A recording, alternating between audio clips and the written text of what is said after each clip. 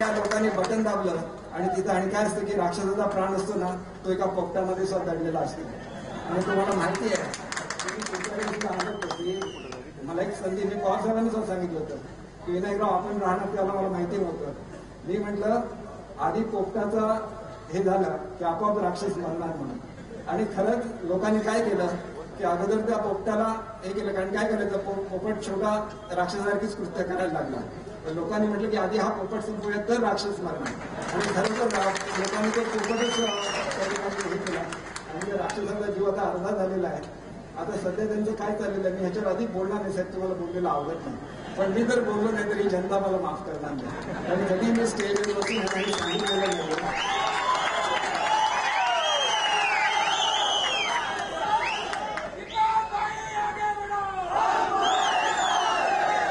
मला साहेब आपल्याला एकच गोष्ट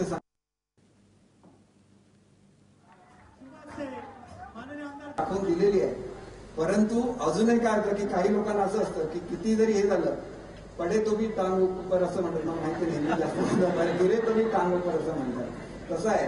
आणि आताची धडपड कशासाठी चालली आहे, या जनतेसाठी नाही आहे.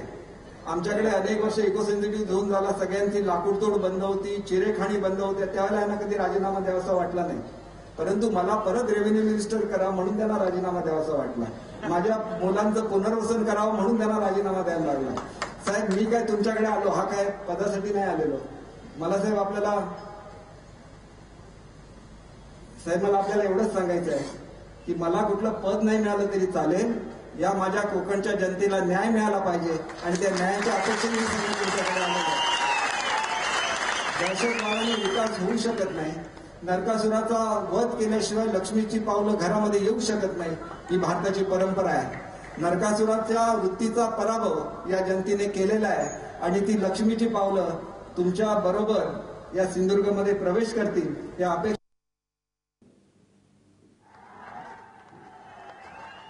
विकास पाहिजे आणि त्या विकासामध्ये मी आपल्याला एक गोष्ट सांगतो की मी ज्याला मुंबईमध्ये फिरायचो, तर हा सगळा झाल्यानंतर त्याला मुंबईतला प्रत्येक मनुष्य माझं अभिनंदन करायचं. कारण काय साहेब की मुंबईला कोकणामधली जनता राहते, या लोकांना ताठ मानेने राहायला बाळासाहेबांनी आधार दिला, त्यांना मोठं केलं, अनेक प्रसंगामध्ये त्यांची रक्षा केली. आज अनेक मोठ्या मोठ्या कंपन्यांमध्ये 80% मराठी मनुष्य आहे, एकमेव कारण आहे बाळासाहेब ठाकरे. आणि त्यांना वाटत होतं आणि हे प्रेम साहेब कायम केलं. म्हणून तर दोन्ही वेळेला ज्याला 4.5 वर्षाची सत्ता होती, दोन्ही मुख्यमंत्री हे कोकणातले दिले, पण एक मुख्यमंत्री योग्य दिला, एक मुख्यमंत्री अयोग्य दिला. आणि म्हणून त्या मुख्यमंत्र्यांनी बाळासाहेबांना सगळ्यात जास्त त्रास दिला. जीवनामध्ये सगळ्यात जास्त त्रास एका महान व्यक्तीला कोणी दिला असेल तर तो ह्या व्यक्तीने दिला. आणि म्हणून त्यांना जर आनंद झाला की या व्यक्तीच्या विरुद्ध एक साधासा मनुष्य उभा राहतो आणि त्याच्या विरुद्ध आवाज उठवतो, तो माझा आवाज नव्हता, तो ह्या जनते. आणि पुढच्या काळामध्ये तुम्हाला आम्हाला सगळ्यांना या जनतेचा विकास करायचा आहे. तुम्हाला मी एकच गोष्ट सांगतो की मी राजकारण हा माझा पिंड नाही. समाजकारण, त्याच्यामध्ये महिलांना मदत करणं, युवकांना मदत करणं, ज्येष्ठ नागरिकांना मदत करणं, आरोग्याची कामं करणं, अनेक त्यांनी या ठिकाणी झुंज द्यायला लागते. आमदार म्हणून मी निवडून आलो, परंतु सावंतवाडी तालुका जो माझ्यावर सगळ्यात जास्त प्रेम करतो, मग वेंगुर्ला असेल, दोडामार्ग असेल, मला सावंतवाडीची आमसभा सुद्धा साहेब 5 वर्षामध्ये घेता आली नाही. एवढी दादागिरी, एवढी दहशत या सिंधुदुर्गमध्ये चालत होती. जर आमदारांची ही स्थिती असेल, वेंगुर्ल्याच्या आमसभेमध्ये चप्पल फेकण्यात आली, म्हणजे गुंड पाठवायचे, तिथं गडबड करायची आणि आमदारांना काम करायला द्यायचं नाही. जर आमदारांना काम करायला देत नसतील तर साध्या सरपंचांना हे काम करायला काय देणार. आम्ही निवडून आणायचे ग्रामपंचायतीचे सदस्य, यांनी त्यांना दहशत दाखवायचं आणि आम्ही सगळा सिंधुदुर्ग जिंकला म्हणून सांगायचं. तुम्ही जर सिंधुदुर्ग जिंकला तर ही माणसं कोण आहेत? सगळी आलेली माणसं याच्यामध्ये ग्रामपंचायतीचे सदस्य आहेत, आमचे ज्येष्ठ कार्यकर्ते आहेत. हे साहेब मी आपल्याला एकच गोष्ट सांगतो की माझं कौतुक काय झालं तर प्रत्येक माणसाच्या मनामध्ये एक मुंबईच्या, कारण कोकणी ज्यावेळेला शिवसेना वाढत होती त्यावेळेला कोकणचा मनुष्य बाळासाहेबांच्या बरोबर उभा राहिला. बाळासाहेबांच्या मार्गदर्शनाखाली त्यांनी काम केलं आणि त्या प्रत्येक माणसाच्या मनामध्ये एक शल्य होतं की आमच्या बाळासाहेबांना ज्यांनी त्रास दिलेला आहे तो त्रास नुसता त्रास त्यांच्या मुलाच्या प्रभावामध्ये होता का म्हणे साहेब, त्या दिवशी तुम्हाला मी वाढदिवसाच्या दिवशी बुके घ्यायला दिलं, आपल्याला आठवत असेल. बाहेर 1000-1500 लोक होती. बाहेर आल्यानंतर ते मला काय सांगत होते, राणेंचा पराभव करा म्हणून. साहेब, प्रत्येकाला काय राणे माहिती नसतं, राणे ही प्रवृत्ती असते. आणि ज्यावेळेला 1000-1500 लोक अशा घोषणा देतात त्यावेळेला त्यांच्या मनामध्ये काय आहे आपण ओळखलं पाहिजे, की कोकणी जनतेच्या मनामध्ये काय आहे. त्यांच्या मनामध्ये बाळासाहेबांच्या बद्दल प्रेम आहे. आणि बाळासाहेबांचे विचार कुठून आले, मला एकच गोष्ट सांगायची, आपण शाहू महाराजांचं आपलं दैवत आहे, की पुरोगामी महाराष्ट्राचं नेतृत्व शाहू महाराजांनी केलं. पण शाहू महाराजांचा आणि टिळकांचा जो वाद झाला त्यावेळेला प्रबोधनकार ठाकरेंनी त्याच्यावर शाहू महाराजांची बाजू घेऊन लिखाण केलेलं होतं. आणि तोच वारसा आदरणीय बाळासाहेबांना आला. तेच प्रेम सर्वसामान्य जनतेचं, दुर्लक्षित असलेल्या वर्गाचं बाळासाहेबांच्याकडे आलं आणि तेच तुमच्याकडे आलेलं आहे. आणि म्हणून तुम्हाला लोक मितभाषी म्हणत असतील, पण तुमचा कणखरपणा सुद्धा मी बघितलेला आहे. ज्या दिवशी तुम्ही मला सांगितलं की बाळासाहेबांना ज्यांनी त्रास दिला त्या माणसाला मी कधीही माझ्या पक्षामध्ये घेणार नाही, त्याच क्षणी साहेब तुम्ही आमच्या सगळ्यांची मला जिंकलेली होती. कुठे जायचा हा विचार करण्याचा प्रश्नच नव्हता. उद्धव साहेबांनी मला सगळे पक्ष माझा तुला पाठिंबा राहील. मला तुम्हाला एक गोष्ट सांगायची, की तुमच्या मनामध्ये कुठलं हे राहू नये म्हणून, की काल सुद्धा भाजपची मिटिंग झाली आणि त्याच्यामध्ये काही त्यांनी सावंतवाडी मतदारसंघ वगैरे मागितलेला आहे. कसं आहे की त्यांची इच्छा होती की मी भाजपमध्ये यावं. कुठल्याही पक्षाला वाटतं की एखादा चांगला मनुष्य आपल्या पक्षामध्ये यावा. आणि याच्यासाठी साहेब पर्रिकर साहेब जे गोव्याचे मुख्यमंत्री आहेत ते माझ्याबरोबर साहेब बोलत होते. आणि मी गेल्यानंतर त्यांना एकच वाक्य सांगितलं की राणेंना तुम्ही एकदम लहान समजू नका, की ज्यावेळेला एखादा मनुष्य त्याचा राजकीय पराभव होत असतो त्यावेळेला तो आपली सगळी ताकद एकटवत असतो. आणि त्यावेळेला जर तुम्हाला खऱ्या अर्थाने जनतेला न्याय द्यायचा असेल तर भाजप आणि शिवसेनेने एक दिलाने ही लढाई लढवायला लागेल आणि सिंधुदुर्ग जिल्ह्याला मुक्ती द्यायला लागेल. आणि साहेब, ते गोव्याचे मुख्यमंत्री एवढे चांगले आहेत, त्याने मला ताबडतोब सांगितलं की तू बोलतोस ते बरोबर आहे, मी माझ्या जिल्ह्यातल्या सगळ्या कार्यकर्त्यांना बोलवून घेईन, त्यांची समजूत काढणं ही माझी जबाबदारी आहे. साहेब, ते जर अजून त्यांना भेटलेले नसतील तर तो काय माझा दोष होऊ शकत नाही. ते ज्या वेळेला त्यांना भेटतील त्याला त्यांच्या मनातलं सगळं जे काय आहे हे दूर होईल आणि भाजप आणि सेनेची एकजूट होऊन आपण या जिल्ह्यातून अनिष्ट प्रवृत्तीला हात.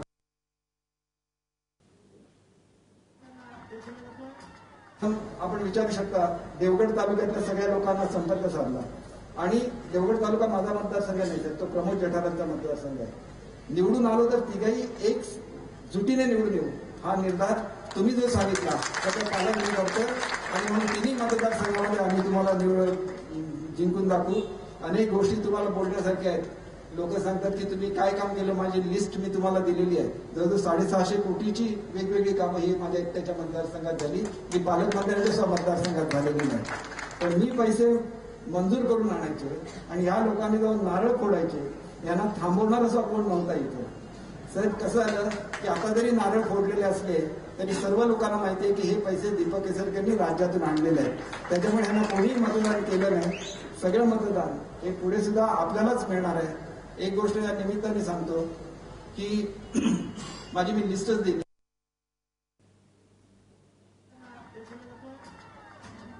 मी तुमच्या सगळ्यांच्या प्रेमाचा ऋणी असलो तरी जी लढाई मला लढायला लागते त्या लढाईमध्ये माझं सामाजिक कार्य हे कुठेतरी मागे राहतं.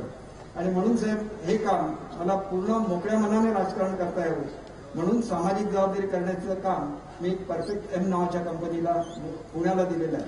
आणि साहेब, योगायोग असा आहे की त्याच्या जे मॅनेजिंग डायरेक्टर आहेत त्यांचा सुद्धा जन्म हा सावंतवाडीला झालेला आहे. आणि त्याचे जे डायरेक्टर आहेत ते सुद्धा अक्कलकोटला जातात आणि मी सुद्धा अक्कलकोटला जातो. नाही साहेब, हे देव सगळं घडवत असतो. आणि साहेब, नुसतं लोकांना काम द्यायचं असं नाही. मी 1500-2000 महिलांना ट्रेनिंग दिलं कशी सूत बनवायचं ते. परंतु आता त्याची फॅक्टरी उभं करणं, घरोघर हे तयार करणं आणि हा माल विकणं ही सगळी जबाबदारी ह्या कंपनीची राहणार आहे. एवढंच नाही तर अनेक असतं की साहेब, इथं आपण जर हॉस्पिटलमध्ये गेलात तर हॉस्पिटलमध्ये आयसीसी सुद्धा नसतं. एखाद्या माणसाची किडनी फेल झालेली असेल तिथं साहेब त्याच्याकडे डायलिसिस मशीन सुद्धा नसतं. ही सगळी सामुग्री साहेब मी माझ्या आमदार निधीतून त्या ठिकाणी दिलेली आहे. अँब्युलन्सेस दिलेले आहेत. यांचं काम आहे की हे आरोग्य सेवा लोकांपर्यंत पोहोचवायची. 1.5 लाख रुपये मिळतात आरोग्यासाठी, पण गरीब लोकांपर्यंत ते पोहोचत नाही. अनेक आहेत. युवकांसाठी कालच आम्ही 100 युवकांना कमवा आणि शिकावच्या योजनेवर पुण्याला पाठवलं आणि ती मुलं आज तिथं काम करतात. एकदम गरीब कुटुंबातली मुलं आहेत. आणि हे सगळे जे माझे व्याप आहेत, युवकांसाठी असतील, ज्येष्ठ नागरिकांसाठी असतील, हे सगळे ज्या कंपनी थांबत आणि जे नवीन कंपनीचं रजिस्ट्रेशन झालंय, मी आपल्याला विनंती करेन की आपण हे रजिस्ट्रेशन कंपनीच्या MD अनुराधाताई देशपांडे यांच्याकडे द्याव्या. या पु ल देशपांडेंच्या सुनबाई आहेत, त्यांच्या भावाच्या सुनबाई आहेत आणि सावंतवाडीच्या सुकन्या आहेत. आपण सर्वांनी टाळ्या वाजवून कुठंही विकासाचं सामाजिक कार्याचं विस्तारायचं आहे, त्याच्यासाठी त्यांना शुभेच्छा द्याव्या.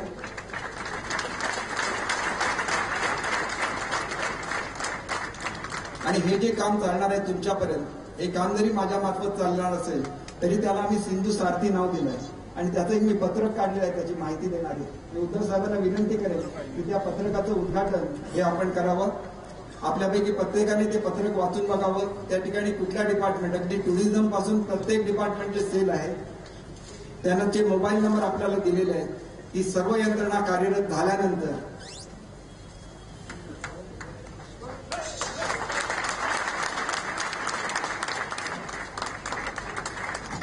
सिंधू सारथी अशासाठी नाव दिलं की सिंधूमध्ये सिंधुदुर्ग आहे आणि सारथीमध्ये जो कृष्ण आहे, ज्या कृष्णाने तुम्हाला प्रेरणा दिली दहशतवाद घालवण्याची, तोच कृष्ण आपल्याला प्रेरणा देईल या जिल्ह्याच्या विकासाची आणि ती प्रेरणा आपल्या सर्वांना मिळो अशी मी ईश्वरचरणी प्रार्थना करतो. मी 9 तारीखपासून 28 तारीखपर्यंत माझ्या मतदारसंघाचा 27 पर्यंत दौरा करणार आहे. त्याला ज्या ज्या लोकांना वाटतं की ह्या सामाजिक कामामध्ये आपण सुद्धा सहभागी व्हावे, त्यांनी आपली नावं नोंदवावी. सामाजिक जबाबदारी दिल्यानंतर राजकारण जे करायचं आहे ते राजकारण सर्वसामान्य माणसाच्या विकासाचं करायचं आहे. मग ते पर्यटन असून दे, ते फलोद्यान असून दे, वेगवेगळ्या माध्यमातून आपल्याला या जिल्ह्याचा विकास करायचा आहे आणि तो विकास घडल्याचा तुम्हाला मला बघायला मिळून दे आणि त्या विकासाच्या मागे उद्धवजींचा आशीर्वाद नेहमी आपल्या सर्वांना मिळत राहून दे अशी ईश्वरचरणी प्रार्थना करतो. आपल्या सगळ्यांच्या प्रेमाबद्दल मी आपले हार्दिक आभार मानतो आणि त्याचबरोबर जे लोक आज माझ्याबरोबर सगळेजण आपण प्रवेश करतायत, प्रत्येकाला स्टेजवर येण्या एवढा वेळही नाही आहे. आपल्या सर्वांचा प्रवेश झालेला आहे असं आपल्या सर्वांच्या वतीने मी जाहीर करतो. करू ना, जर हात वर करून सांगा. आणि लोकांना परत एकदा तुम्ही हात वर केलेले, कारण काय आहे ना, ऍक्शन रिप्ले बघायची सवय झालेली आहे. सगळे जर हात वर करून सांगा, सगळ्यांनी प्रवेश केलाय ना, कोणी रागवणार नाही ना स्टेजवर न आल्याबद्दल. आपल्या सर्वांचं मी मनापासून आभार मानतो. आणि एक गोष्ट सांगितली सुरेशबाईंनी, ती लक्षात घ्या की आपण राणी ज्याला काँग्रेस, राणीचं नाव घेऊ नका असं सारखं मला सांगतात, कारण मी तुम्हाला सांगितलं पाहिजे कारण एक महत्वाचा विषय त्याच्यामध्ये दडलेला आहे की राणे ज्याला काँग्रेसमध्ये गेले त्याला ते काँग्रेसमध्ये एकरूप होऊ शकले नाही. त्यांचा राणे समर्थक नावाचा वेगळा गट त्या ठिकाणी निर्माण झाला. परंतु तुम्ही आम्ही तसे आहोत का? नाही ना. मग आपण कसे आहोत? सुरेशबाईंनी तशी उपमा दिली तशी आपले ती साखरेसारखी आहेत. आपण थोडेसे आहोत, परंतु ते शिवसेनेचं जे दूध असेल त्याच्यामध्ये आपण ही आपली साखर घालायची आहे आणि ते दूध अधिक गोड बनवायचं आहे. वेगळं अस्तित्व किंवा आम्हाला कोणाला नको, याची पुढे सर्वजण शिवसेनामय होऊया आणि कोकणामध्ये एक वेगळा इतिहास घडवूया. एवढेच 2 शब्द बोलतो. आपणा सर्वांचे आभार मानतो. मला सवय नव्हती, परंतु आता सवय केली पाहिजे. जय महाराष्ट्र.